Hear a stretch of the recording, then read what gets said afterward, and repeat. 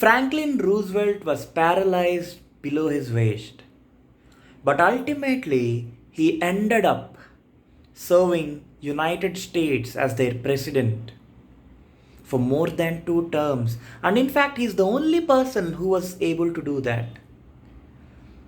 Do you think how he was able to do it? It is very simple, only because he did not give an excuse that he is not able to do it because he is paralyzed. So dear friends, today I am going to speak about this topic, this disease known as Excusitis, which means, simply put, giving excuses. And this is most prevalent in people who are not so successful, and it is very rare in people who are extremely successful.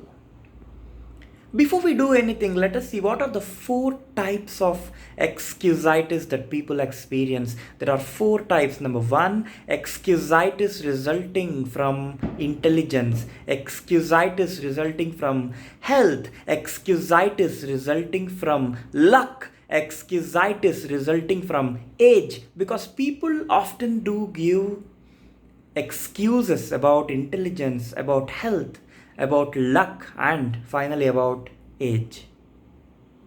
Let us see what happens inside the mind, the brain of a person who is giving excuses. For example, today I am there. Today, if I am not able to put this video out, Friday evening, 9 o'clock, I would probably search for some reason, a very good reason that I can give off to people around me and get a social acceptance that I'm not able to put out this video today because I'm not with my equipment. I'm not in the normal thing because I have something very important to do tomorrow. I could not focus. I had a busy week. There can be any number of reasons. And being busy is one of the prevalent reasons that I can choose. And once a person chooses a good reason for not doing something, that reason becomes a habit of giving an excuse. And the first 1 to 2 to 3 times that a person gives an excuse, the person knows, if I am giving an excuse, I know that yes, I'm somewhere lying, I'm not telling the truth, that I had an opportunity to record a video, but I did not, only because I just wanted to make a lame excuse. But today, I don't want to do that. But imagine that I'm going to do that. What happens once I do it for 50 times? It becomes a habit to me, and subconsciously, I start accepting the idea that because I am busy, because I am working throughout the week, I cannot make a video. And once I accept that idea, I will not do that. And I fail to upload a video, my dear friends. So this is what happens inside the brain, the mind of a person who is suffering from this disease, excusitis. Now, once we have seen that how to cure this disease, we have to address that problem, right? And for that, let us see all these 4 types of problems, these excusitis, one after the other. Number 1, the health excusitis.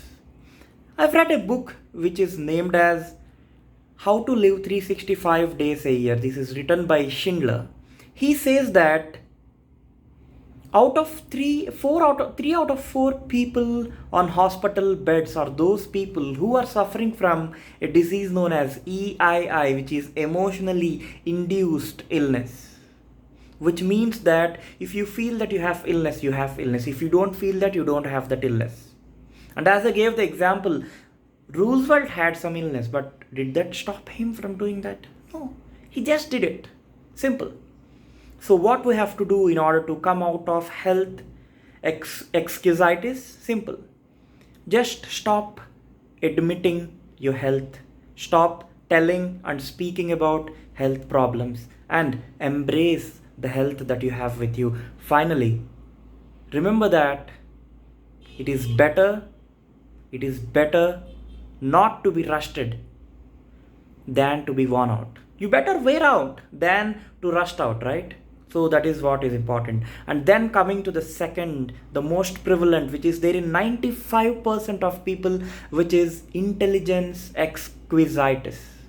What does this speak about? It is all about thinking that and underestimating your own intelligence and overestimating others' intelligence. So stop doing that. Don't underestimate your own intelligence and don't overestimate other person's intelligence. Every person on this planet will have an IQ, intelligence quotient, but a person with an intelligent quotient of 100, with more positivity, more commitment, more cooperation, and more positive thinking, more optimism, can always become more successful than a person with an IQ of 120 but more negativity, less cooperation, less commitment, and more pessimism inside him or her.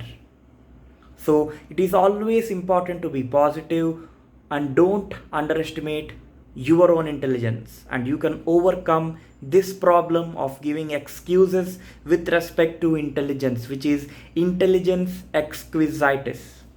And third one, the age exquisitis, which is all about telling that now my age is over, I cannot do certain things. And for your kind information, people of age 60, more than 60, climb mountains, where people who are less than 20, maybe 16, 17, 18, until 25, 30, they fear climbing mountains. Now, what is the reason? The only thing is that they do not believe that age is just a number. So start believing that you can do it.